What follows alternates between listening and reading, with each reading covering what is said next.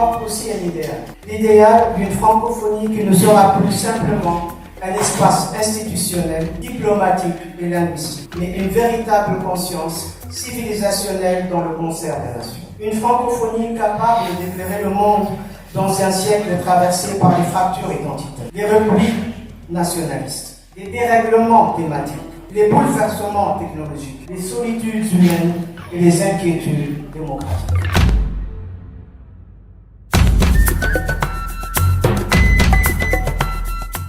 Ma présence ici, au nom du président de la République, son Excellence M. Félix-Antoine Tshisekedi Tshilombo, et du peuple congolais tout entier, traduit un engagement clair, assumé et résolu, celui de voir émerger une francophonie plus forte, plus influente, plus proche des peuples et davantage connectée aux réalités du monde contemporain.